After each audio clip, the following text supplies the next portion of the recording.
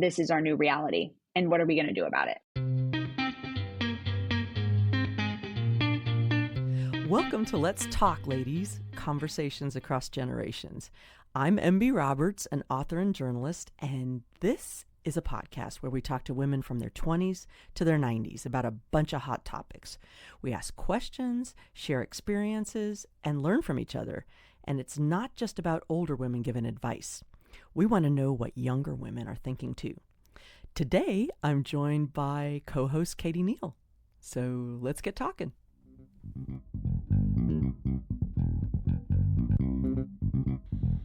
It's hard to imagine, for us anyway, but women in the United States didn't always have the right to vote.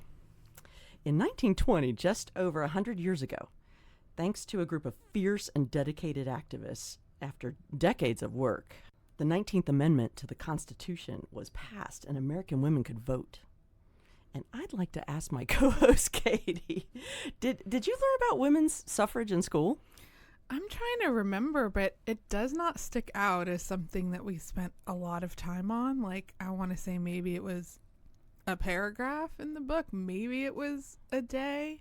But I know just, sometimes as other things have come up, I've heard names and thought, we all know, Susan B. Anthony, yeah. or we know a couple of the big names, but there are a lot that I know I do not know. Yeah, you kind of know the name, but not really anything about it. Right. And let me say that I went to a very good public school. I took AP American History, so the fact that really wasn't that I don't have a lot of recall about that. It obviously didn't make a big impression on me is not great.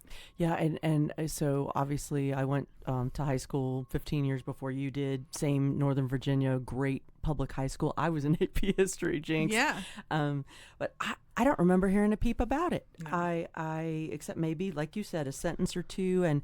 And just my whole image of it was just, that it's black and white. It's these grouchy kind of stout women with signs. That look mad, and they've got a sash on or a banner or whatever, and really, again, didn't give it much thought. And nothing about what the actual process was, right? Like you said, we just know maybe some names and that they protested. What was the actual process, the legislative process? I have no idea. That part, and then if you think about just personally, like what they went through and what they had things to lose, they were despised.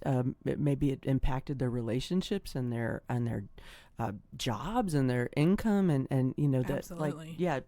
pretty cool. It's an amazing story. But now here's a slight pivot. Here's what I've never understood: women advocating against their own rights. It was true then.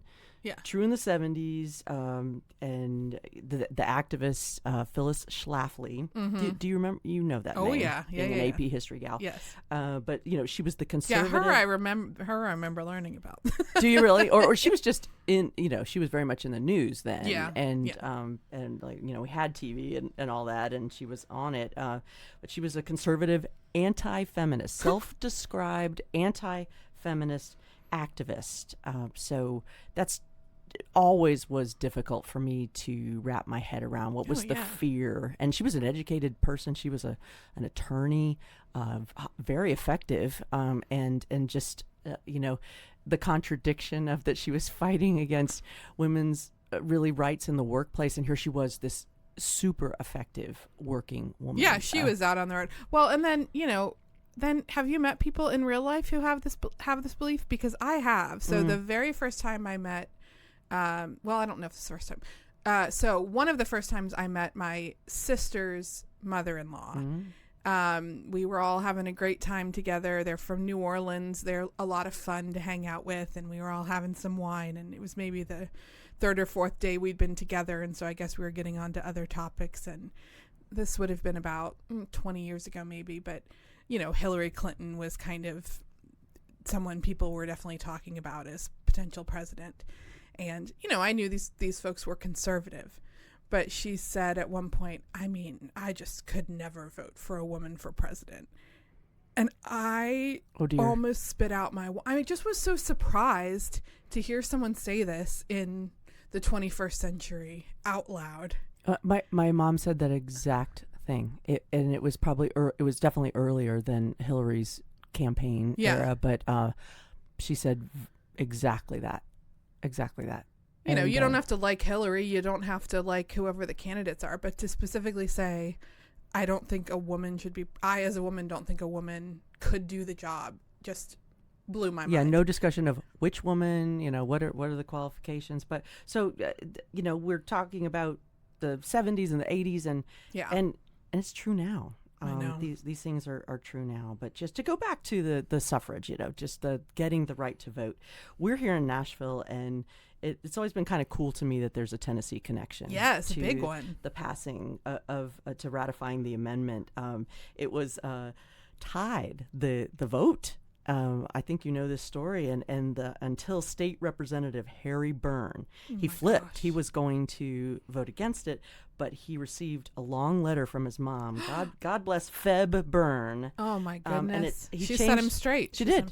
She said she was thinking about it, reading about it, didn't seem right, and he changed his position. There's been some really cool stories about it on NPR and such, but it's pretty incredible. That these things often do come down to the wire like that, because that was so radical at the time, and it's amazing to think about now. Yeah, it really is. And so, Katie, you hang out with a lot of women in their 20s and 30s. Do you have a sense that the right to vote is important to them?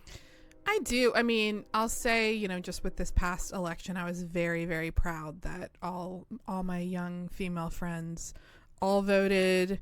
Most voted early. Were very excited to vote for Kamala. And I think there are some who I don't know that they voted, don't know who they voted for, but they were excited to vote. I mean, you know, I want to say probably all of us take for granted a little the right to vote, but I mean, that's not really fair. You know, the reality they've grown up in. So, but I do think it's been a part of it was just there. Right. And when I say take for granted, I just mean I think hard to imagine there was a time when we didn't. But I do think it was very important to them to vote. Like I said, early voting. I mean, I was one of the last. I was like, oh, man, you know, early voting is going to end soon. They were texting, hey, everybody, here's where to go, and wearing their stickers proudly and posting on Instagram and really knowledgeable about what's going on. I was really happy to hear that. Just, you know, again, when you've grown up with something just already existing, where's the passion? But well, Gen Z is very politically motivated, as we've now seen, and that's exciting. It is exciting. It is exciting. So we're asking a lot of questions here, and we don't know all the answers, and so we've invited an expert, one of the producers of the Broadway show Suffs. Oh. I know Katie's which we've just learned is coming here next year, so it's exciting. It is actually going on tour. It's a Broadway show, and it's going around the country. It will be in Nashville in the fall, so we're kind of pumped about that. Yes. So we're going to talk to Rachel Sussman.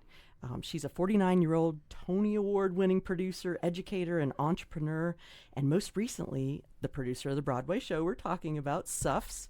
It just wrapped up on Broadway in January, going on tour. And it was inspired by the book Jailed for Freedom by Doris Stevens. We'll put a little note in the show notes. And I'll be talking to her solo, but anything you want me to ask her, Katie?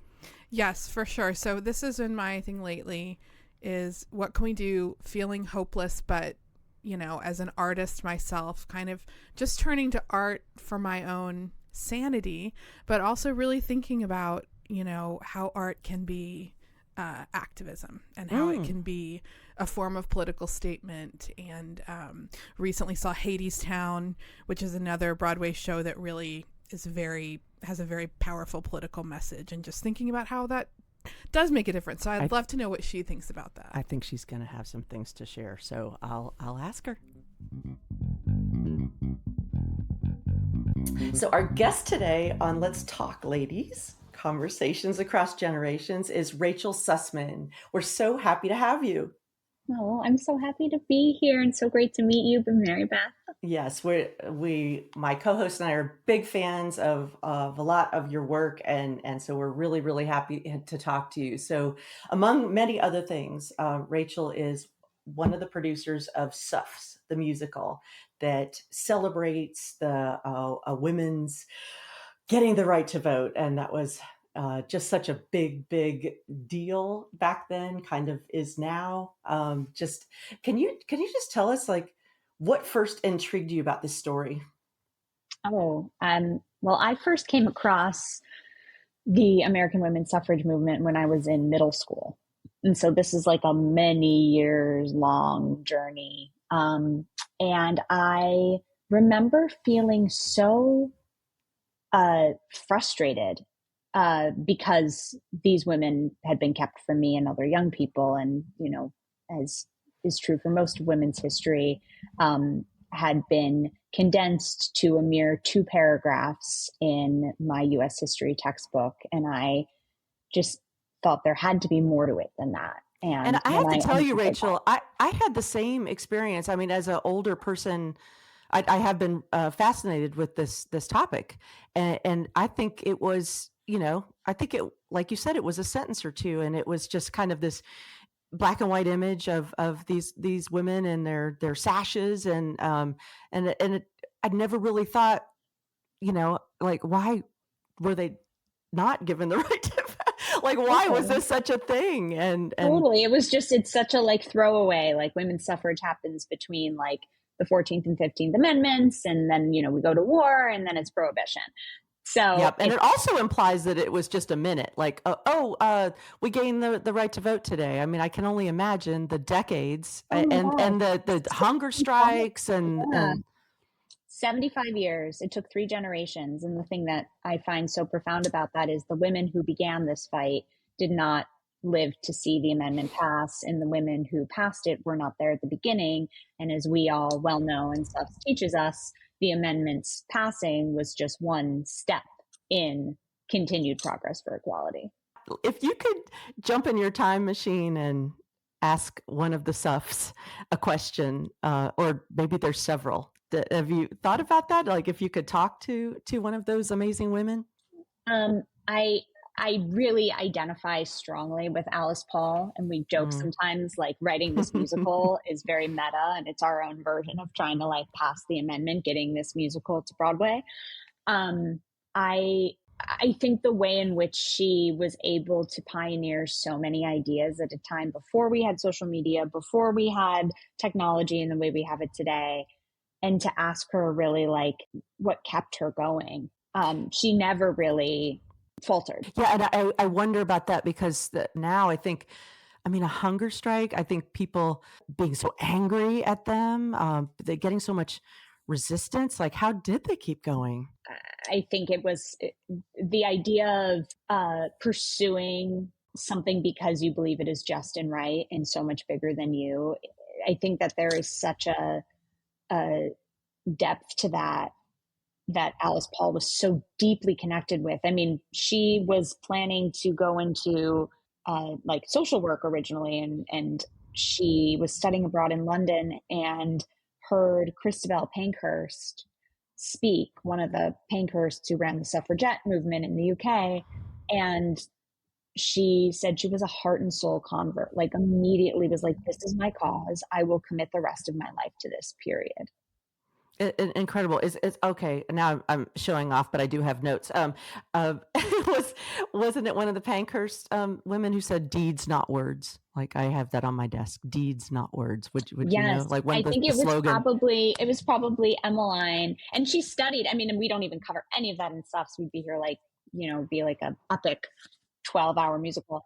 But Alice Paul initially, studied in the UK and really learned the tactics of the WSPU, which was the Workers' Social and Political Union that the Pankhursts really ran, and then met Lucy Burns there when they were both arrested, and they thought like, let's go shake some shit up in our own country. And lo and behold, they went back to the United States and really brought a lot of those tactics and those of direct action. Primarily, they were much more nonviolent in the United States than they were in the UK, which is actually like a really important piece of the puzzle. I think a lot of people think about women's suffrage and they think about Mary Poppins, and that is their real like cultural zeitgeist moment. And the US suffrage movement was vastly different from the UK, and they were much more pacifist, which is why they're suffragists and Right, not right, right. suffragettes. Oh, right, right. Oh, and the distinction of the word is important. I know. And then you think about nonviolence, and I mean, this happens now. You're supposed to be ladylike. You're supposed to not be antagonistic or too aggressive. I mean, Yeah. so goes the thinking, Hmm. or you lose some support. It's we're I mean, we still watch dealing it with that. today with our female politicians when they're trying to like walk that fine line in the same way any of us trying to exist in the world, where it's like you can't be too much, but you also can't be too little. You Oh, have to be exactly. You just can't right. cry. You can't cry, and you can't get too angry. Just the double standard is, it that exists as we speak. Well, what did it mean to you to develop the show and to watch it come to life and then become a hit? Oh my gosh, it's been like the honor of my lifetime. I still sometimes can't believe that we finally are here, because it's been so many years, such a process of development. New musicals take so much time because they take so many people to Mm-hmm. actually go through the process creatively.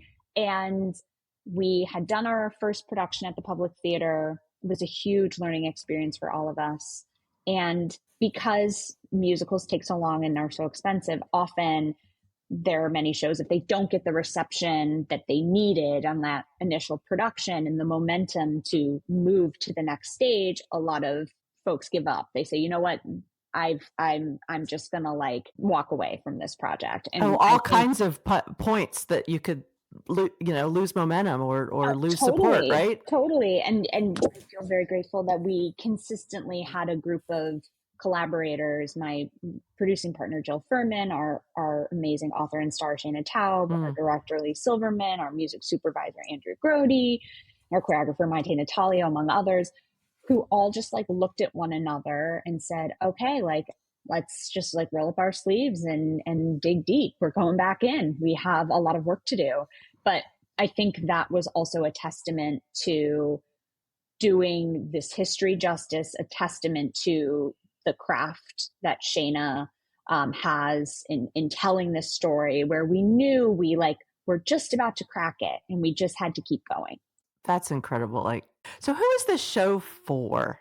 That when you were creating this show, were you thinking of all women, younger women, honoring the women that came before us? What were you thinking of as your audience?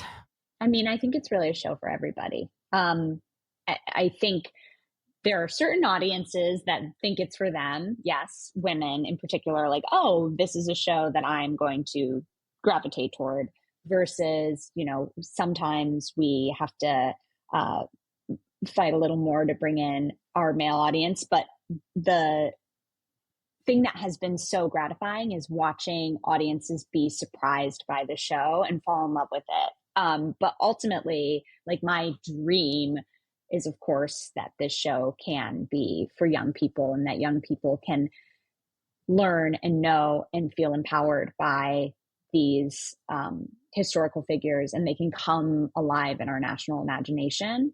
It's been really, for me, particularly moving to get notes from young men and young women, and who are like, I love the show so much. It inspired me to try out for this play. It inspired me to write this piece. It inspired me to do more research. And now I'm learning everything I can learn about Ida B. Wells. And that to me is the gift of the show. And I cannot wait till one day very soon when I get to sit in a cafetorium in the middle of America and watch a bunch of young people in the next generation play these parts and put their own interpretation. Oh yeah, what a great way to teach and to learn history, just with the musical, with the story. I'm hoping that this is what young people take away. This is kind of a little bit of a shift, but how is it that some people would not be for a woman's right to vote? I'm trying to wrap my head around it. The same way, then, yeah. And now, I mean, it's interesting because I was just reading something about how, there are a lot of women today who vote against their own interests, in the same way there were a lot of women then who were anti-suffrage. And I think in large part, it's because they are so aligned. They feel like they have to align with power, and they are like just next to it, right? Often. And so they're trying to align to stay on the good side of male authority and patriarchy. Yep, and I pick on Phyllis Schlafly from the 70s. You know, when the ERA was being discussed, and as a very young woman at that time, so in the 70s, I would have been in junior high, the late high, or early high school. I just couldn't understand how someone was campaigning. I mean, not just against it personally, but viciously campaigning against a woman's right. And so, what is that thinking? What is there are some that are just not only aligning to power, but I think really believe that we need to, that this threatens my way of life. Is that it? Like that this, I'll be drafted if the ERA passes. We'll have to use the same bathroom. This was such a discussion in the 70s. Completely. And I think it's not just that alignment or proximity to power. I think it is also like a genuine belief. And this was one of the tactics that actually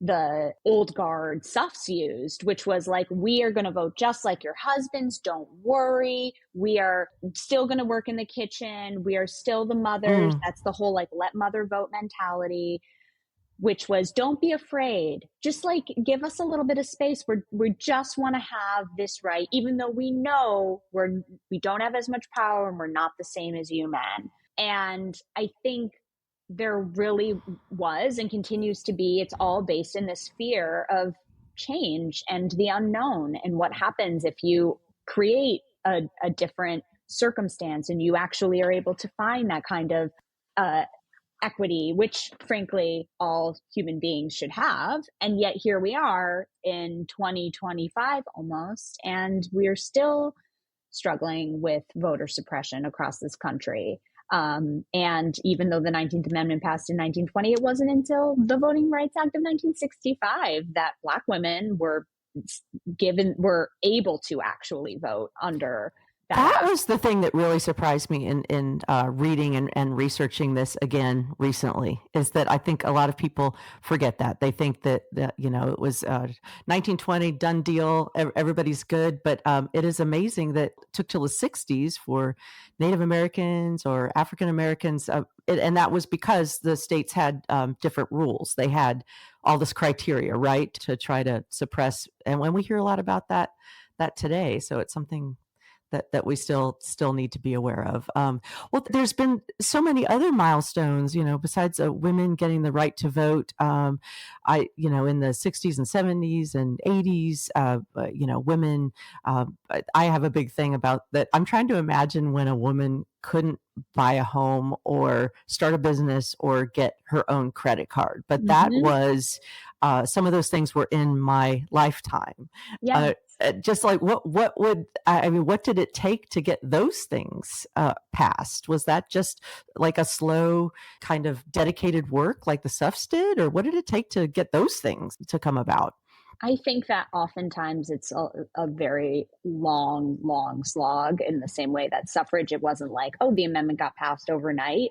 It was concentrated effort by a movement, right? And so much of this is a movement. And I mean, I think about emergency contraception and the fact that really came about in the lead up to all things related to Roe. And it's just a fascinating thing that it's you get these blips, these moments, and it's like 2 steps forward, 1 step back. And to hear and know that women did not have the right to apply for a credit card in their lifetimes, and now in my lifetime, I no longer have the right to an abortion on a national level. That's right. And I never thought, I guess I'm guilty of being very passive. I never thought that would go away in my lifetime. Did you feel that way, or did you see it coming? No, I thought that it was a very fringe movement, but that movement is the same. It's like a product of Phyllis Schlafly, is a product of the anti-suffragists, which is this notion of it is much better to be close to that power than try and have it ourselves. Yeah, I can't make any sense of it, and it's just something that I think many of us need to work on a local level, and so you don't lose your mind. Totally. I think that it was so, I mean, back to 2016, I think it was just so eye-opening to feel like here we were about to elect the first female president, and that, has still never come to pass. And this is our new reality. And what are we going to do about it? That's right. That's right. Well, by creating art like this, it is. Do you feel like that's political activism? What is art as a way to express your or vie for political change? I mean, I really think of it as a tool for like catharsis and a tool for activism, particularly for civic engagement, to bring people together to think deeply about their place in the world around them. And the fact that it is reliant on community, and it is reliant on showing up. And I gravitate mostly toward theater that is going to ask hard questions, and the audience is going to leave, and they're going to have to figure out those answers for themselves and hopefully be called to action in some way. Yep. Well, that's amazing. And the timing of that, a lot of people were hoping that we would have our first female president when you and I were chatting, that would be the case. And some people feel hopeless now. What do they do? Is it kind of what we said? Do you create art? Do you get involved on a local level? How do we feel hopeful now if you're disappointed in some of the things that are happening politically? Oh, I mean, this is one of my favorite questions, is this like idea of hope. And I actually think I subscribe like very deeply to the ideas of writer and thinker Rebecca Solnit, who has this whole notion that like hope is all about finding what's possible in the unknown. So optimism is really like the idea things will turn out well without your involvement, and pessimism is the idea they will turn out poorly without your involvement. And hope is the concept that in room for uncertainty, there's actually room for you to take action to influence the outcome. And for me, I feel like, wow, we're really in this moment of, we don't know exactly what's going to happen. We don't know. We can actually mobilize and galvanize one another to come together and help to affect change, to ensure we can continue to move toward progress instead of away from it. That's amazing. And that kind of goes to just the last thing I wanted to ask you. Our podcast is all about women of different ages talking. What is your hope for women in their 20s and 30s right now? I think that for women in their 20s and 30s, it's such a different experience from older women. I think that 2016 did not hit them the way it hit older women. They are the thing that's so beautiful about like this sort of ongoing cyclical nature of these like intergenerational and multi-generational movements, is that, you have an older generation who's sort of seen it all, and maybe they get hit with some cynicism or sadness. And you have a younger generation who's revved up, who's energized, who hasn't done it before, who feels like, I can do it, I can change it, I want to be a part of making the world better.